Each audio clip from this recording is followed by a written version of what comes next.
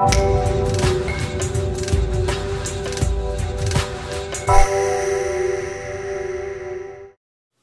here's the tutorial for Ace of Access. What you're going to need are the 4 aces, the 4 kings, or any 2 sets of 4 of a kind that you'd like to use. Now, this is the exact setup order that I used for the trick, just because that way with the final end display, the suits of the aces and the kings match up. But it really doesn't matter. I just kind of like to have a matchup like that. But you can have these in any order, and it won't really make a big difference. And then the rest of the deck is just a normal pack of cards in no particular order. Now to start off, what you're going to do is just thumb off the 4 aces and flip them over. And display them in this little fan like so. And what you're going to do is get a pinky break underneath the 4 cards, which are the 4 kings. Now I use this fan of aces to cover the bottom left corner of the deck where my pinky is, so that I can pinky count those 4 cards.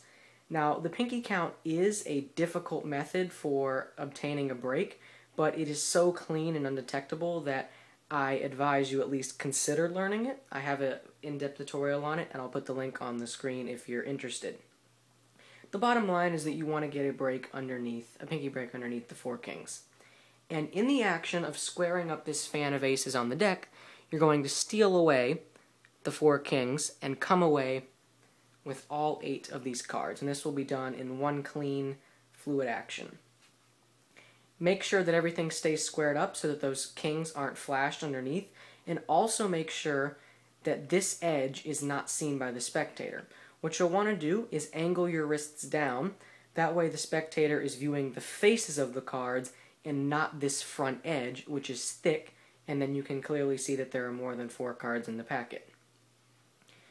And what you're going to do, holding the packet in a biddle grip like so, is thumb off the first ace, flip it over, push it back out, and as you square it up on your hand, catch a thumb break on top of that first ace. Do this 2 more times for the second and third aces, and you'll now have a thumb break on top of 3 aces. Now you're going to thumb off the 4th ace, push it out just as before, but as you go to square it up on your hand, you're going to drop everything that you have a break on top of, and then come away with your thumb holding these 4 cards that you can now deal onto the table completely clean. Now this again should be done in one swift, fluid action. What you're going to do, you have the card there, and then you square it up, quickly come away, and you're left with the 4 kings that you can now deal onto the table. And it appears as if you only had 4 cards in your hand the entire time. It creates a nice little illusion there. And you'll be left with the 4 aces on top of the deck. Now what I like to do is just go ahead and give the deck a quick riffle shuffle. As long as you make sure that you retain the top 4 cards, which are the aces, don't disturb their order. And then you can have the spectator go and pick out any 4 cards.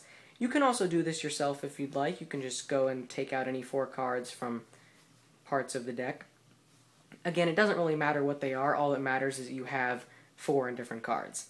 And what I did in the video is, as I put these on top, I caught a pinky break underneath them. And this now allowed me to pinky count 4 cards underneath, 1, 2, 3, 4, and then I just came away with this entire 8-card packet. Alternatively, you could do what I did with the aces and fan out these 4 cards to shield that corner to pinky count, or you could always just turn your hand face down like this and pinky count. That's another way to cover it. So there's a bunch of different ways to cover it, but again, the point is just that you need a break underneath the top 4 cards in the deck, which are the 4 aces.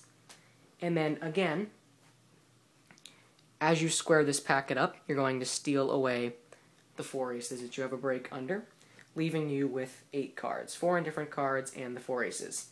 And as I said before, be careful that you don't flash these. Make sure the packet stays nice and squared up, and make sure that you angle your wrists downward so the spectator doesn't see this front edge, which is thick. Now we're going to repeat the exact same procedure. Flip off the first indifferent card, push it out, and catch a thumb break on top of it. Do this for the second and third indifferent cards, and you're now left with a thumb break on top of 3 of them. And then as you thumb off the 4th and final indifferent card, and then go to square it up on your hand, you're going to drop everything, come away in one fluid action, you're left cleanly with the 4 aces that you can now deal onto the table. And then you can set the deck off to the side, it's not used again. And from here, all the sleights are done. It's all presentation from here on out, which is one thing I really like about this trick, is that the beginning of the trick is where all the sleights occur, and then the entire finale and end reveal and everything, it's all presentation. You don't even have to worry about sleights. So you can do any kind of gesture you want to show that the cards are switching around. Reveal that the 4 aces have been swapped out with the 4 indifferent cards. And then for the grand finale, reveal that you have the 4 kings. And that is the tutorial for Ace of Access. So as with all my tutorials, if you're confused about anything or if you have any questions, feel free to ask me in the comments or send me a personal message. I hope all of this was helpful, and I will see you guys next time.